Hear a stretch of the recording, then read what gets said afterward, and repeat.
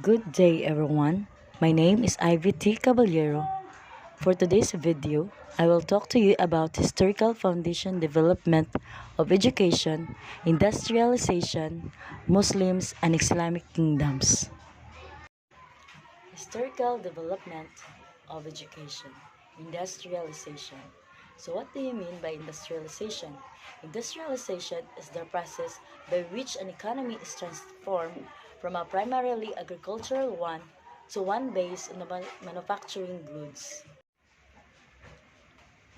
The first industrial revolution began in Great Britain in 1700s and 1800s and was a time of significant innovation. The Industrial Revolution led to innovation that included the assembly line, telegraph, steam engine, sewing machine, and internal combustion engine. In the Second Industrial Revolution, also known as the Technological Revolution, was a phase of rapid scientific discovery, standardization, mass production, and industrialization. From the late 19th century into the early 20th century, the Third Industrial Revolution or Digital Revolution began in the late 1900s and is characterized by the spread of automation and digitalization through the use of electronics and computers, the invention of the internet, and the discovery of the nuclear energy. And the Fourth Industrial Revolution represent a fundamental change in the way we live, work, and relate to one another. It is a new chapter in human development, enable extraordinary technology advances commensurate with those of the first, second, and third industrial revolutions. What does it mean in education? Education 1.0. The teacher is the authority in the classroom. The student is the passive recipient. The teacher-centered system.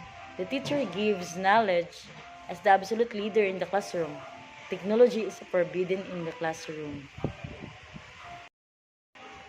In Education 2.0, communication and collaboration are starting to grow. Exam-based approach, the result is the examination, memorization of knowledge. An underestimated student-centered approach, we call it, but not to apply it. Some people think they stop talking about teaching and they talk about learning and learning outcomes, but they are still on paper. The schools are still talking about hours of teaching, but we should talk about hours of learnings. So in Education 2.0 includes more interaction between the teacher and student to student, and student to content expert. And some school administrator and educators seem to have taken some steps and moved into more connected.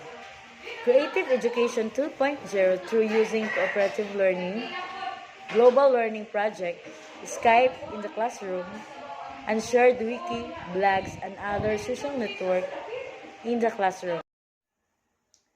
In Education 3.0, the teacher is transformed into coordinator, facilitator, advisor, learner, and practice guide.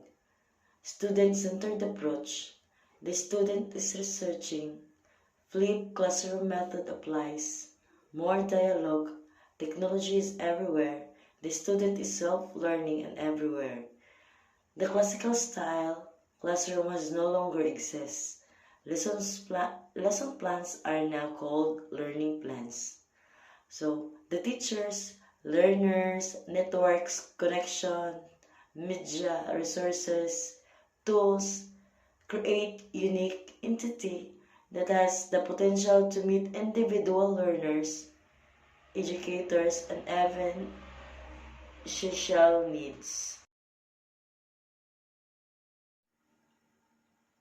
Students now have their own access to information, the option to learn virtually, and platforms to easily connect with faculty and other students. Education was no longer centered upon a back and forth between students and teachers, but talk on a more networked approach. What is Education 4.0? Education 4.0 is a desired approach to learning that aligns itself with the emerging fourth Industrial Revolution. This industrial revolution focuses on smart technology, artificial intelligence, robotics, of all which now impact on our everyday lives. For universities to continue to produce successful graduates, they must prepare their students for a world where their cyber physical systems are prevalent across all industries. This means teaching students about this technology as a part of the curriculum, changing the approach to learning altogether, utilizing this technology to better improve the university experience. So in Education 4.0, co-creation and innovation in the center, whenever and wherever, flipped classroom apply, interactive practical exercise, learning is done at home or outside school, while in school, students develop skills, development of personalized teaching and learning. Learning plans are now called creativity plans. The technology is free and easy accessible. Increase use or of virtual reality, continuous evolution and innovation, and therefore a need of continuous training, development of new skills by all. Historical foundation development of education, Muslims and Islamic kingdoms. Through Islamic history, education was a point of pride and field. Muslims have always excelled in. Muslims built great libraries and learning centers in places such as Baghdad, Cordoba, and Cairo. They established the first primary school for children and universities for continuing education. They advanced sciences by incredible leaps and bounds through sub-institutions, leading up for today's modern world. The first schools, Ibn Khaldun states in Muqaddimah, it should be known that instructing children in Quran is a symbol of Islam. Muslims have practiced such instruction in all their cities because it imbues hearts with a firm and its article of faith, which are from verse of Quran and certain prophetic traditions. So the very educational institution of Islamic world were quiet and formal. Mosques were used as a meeting place where people can gather around and learn scholar, attend his lectures, read books with him, hear and gain knowledge. So some of the greatest scholars of Islam learned in such a way and taught their students in this way as well. All four founders of the Muslim schools of law, Imams Abu Hanifa, Malik Shafi'i, and Ibn Hanbal, gained their immense knowledge by sitting in gathering with other scholars, usually in mosques, to discuss and learn Islamic laws.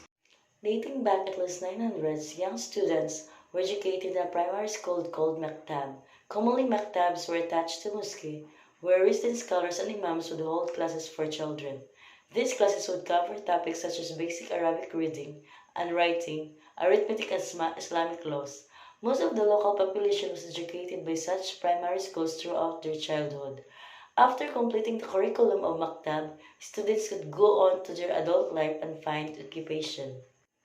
Madrasa, Arabic word for school. Madrasa were usually attached to a large mosque.